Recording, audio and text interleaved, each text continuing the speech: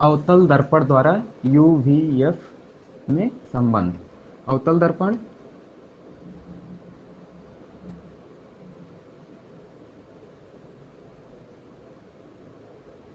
अवतल दर्पण बना यहाँ पे मध्य बिंदु पे P, इससे मुख्य अक्ष होके गया है। ठीक, यहाँ पे मान लो वक्रता केंद्र C है। अब वस्तु जब रखा जाएगा ना यूवीएफ में दिखाने के लिए, वस्तु जो हम रखेंगे वक्रता केंद्र और अनंत के बीच। वस्तु मान लो कि हम रख दिए A और B।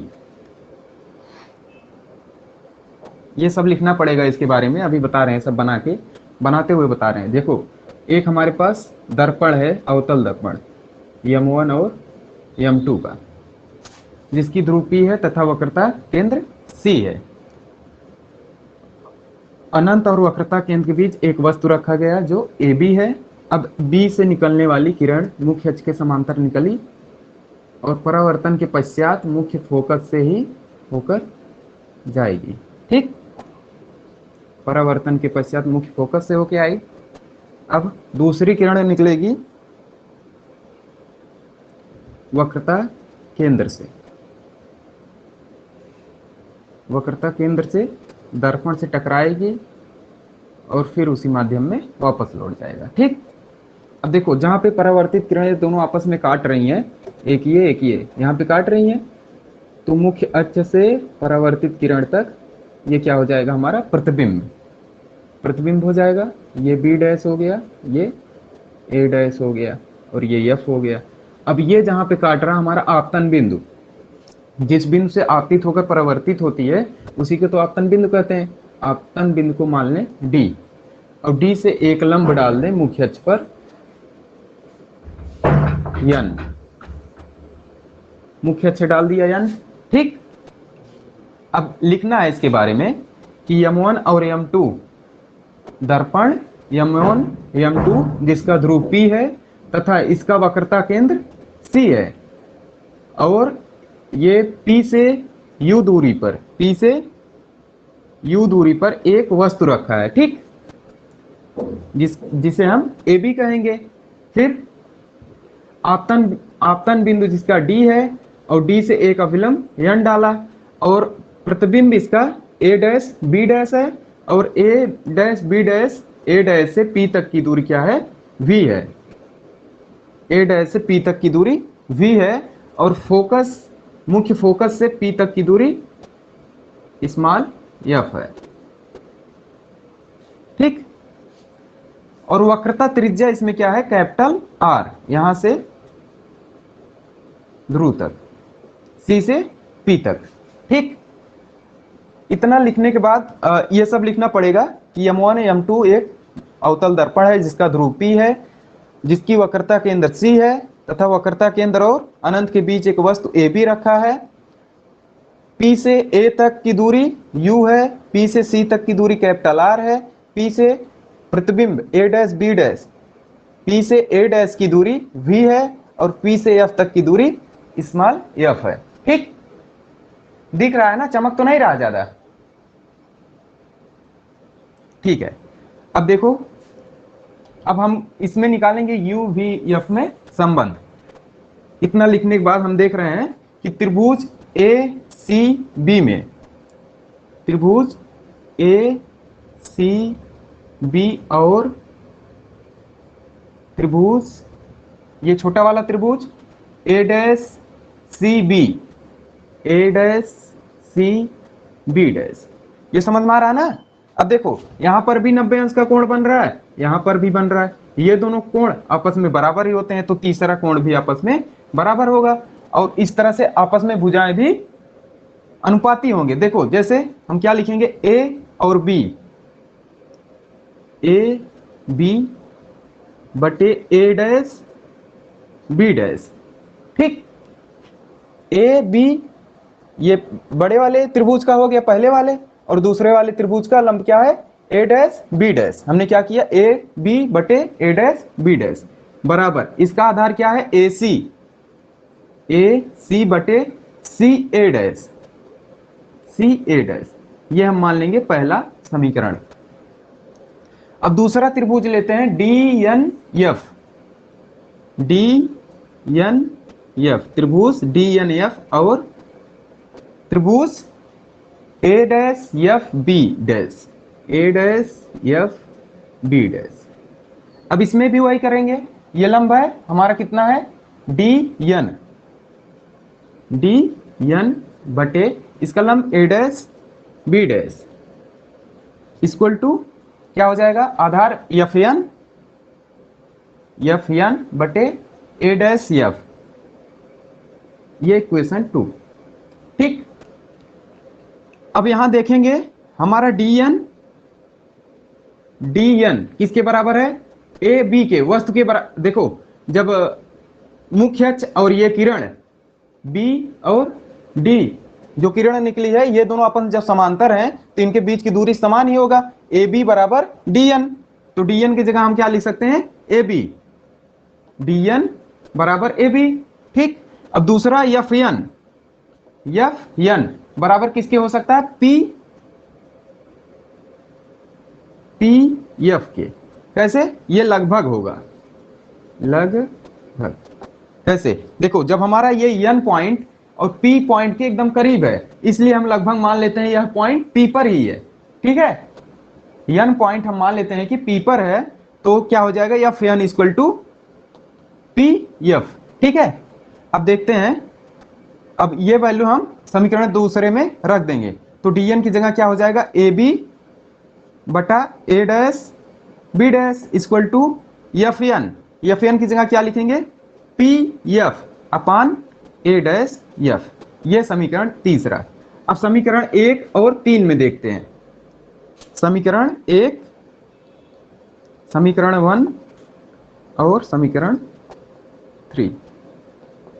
ठीक, अब क्या हो जाएगा, देखो इसका पहला भाग और ये भी दोनों बराबर हैं, तो दूसरा बराबर इसका दूसरा, तो A C A upon A C upon C A dash equal to P F upon A dash F. ठीक है, इतना समझ में आया। अब क्या करेंगे, जो हमारा ए सी है, ए सी इस दूरी को उठा के यहां पे रखना, ए सी कैसे निकलेगा, P A minus P C, इतने में से इतना निकाल देंगे तो इतना ही बचेगा ना, तो इसलिए P A minus P C. ठीक है, क्या लिखेंगे यहां पे, पी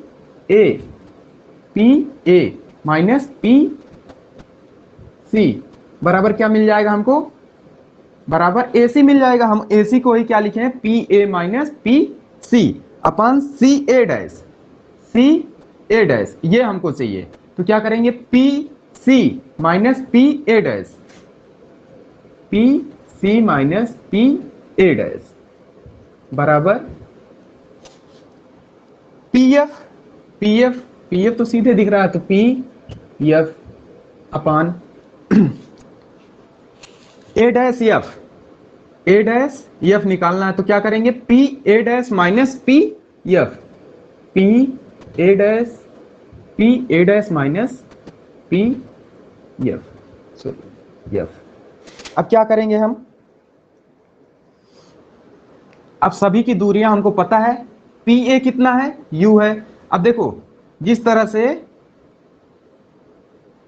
चतुर्थांश में हम अपने बाएं साइड आते हैं तो माइनस मिलता है, इसी तरह से हम ध्रुव को एक मूल बिंदु मानकर अगर बाएं साइड जाएंगे तो क्या मिलेगा हमको, सब दूरियां माइनस में मिलेंगी, तो हमको सभी दूरियां माइनस में लेते हुए चलना है। ठीक, देखो अब पी ए कितना है, यू है, तो यहां पे क्या हो जाएगा, माइनस यू, अब बीच में माइनस है, पी सी कितना है, कैपिटल आर, तो ये ब्रैकेट में minus capital R upon P C फिर से minus R minus P A dash कितना है हमारा, वी है, तो ब्रैकेट में minus V equal to P F कितना है, स्मॉल एफ माइनस में upon P A dash minus V फिर माइनस पी एफ क्या हो जाएगा, minus F.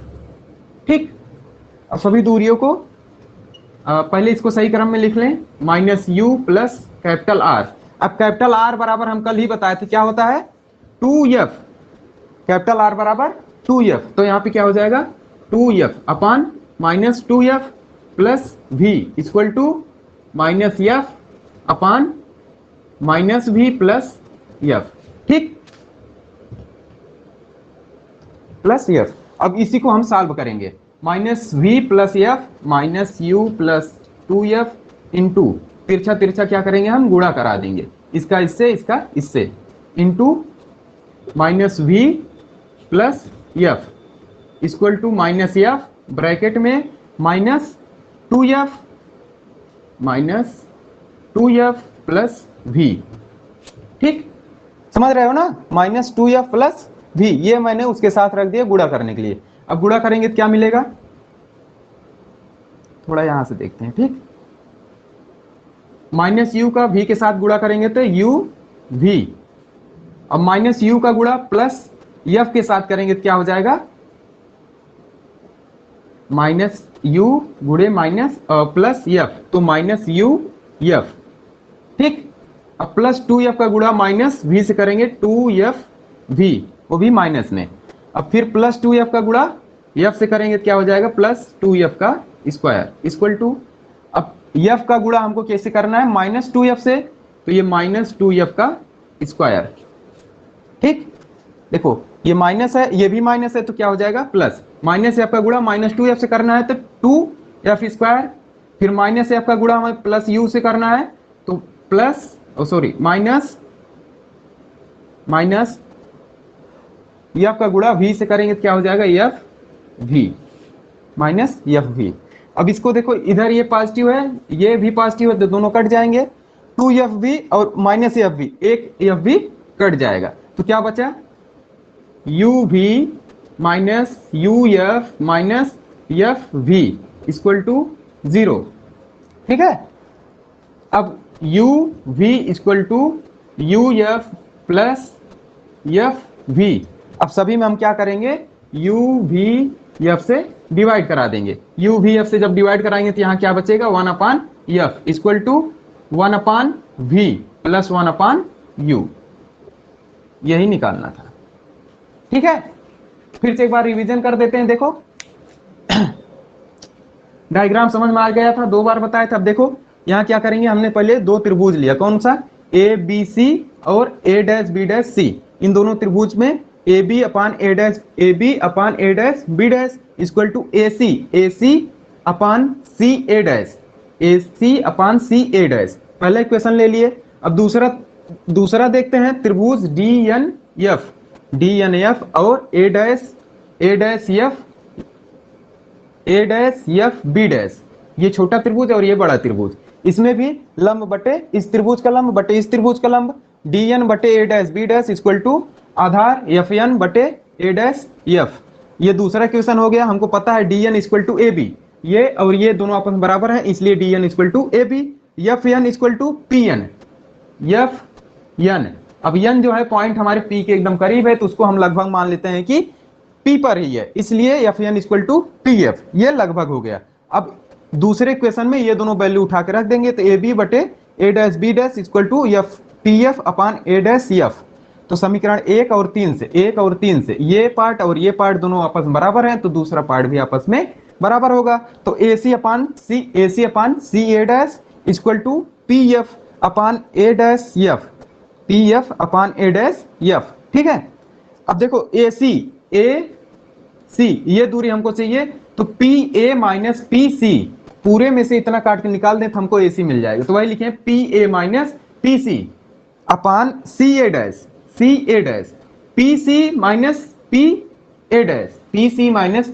A dash equal to, अब क्या है पी एफ तो सीधे दिख रहा है तो P F upon A dash F कैसे निकलेगा P A dash minus P F, अब सभी का दूरी हम रख देंगे तो क्या हो जाएगा माइनस यू, माइनस सभी को माइनस में लेना है, ठीक है, तो माइनस यू क्या पी ए, हमारा वस्तु का दूरी क्या है यू, इसलिए माइनस में लिया जाएगा क्योंकि ये बाएं साइड आ रहा है, तो सब माइनस यू माइनस बीच का ये माइनस, फिर माइनस आर माइनस फिर minus U equal to minus F upon minus V minus F, अब इस सबको सॉल्व करेंगे, सॉल्व करने के बाद जब ये निकल आएगा तो इस सभी में हम क्या करेंगे, यू वी एफ से डिवाइड करा देंगे, तो क्या मिल जाएगा हमको 1/f equal to 1/v plus 1/u। ठीक है,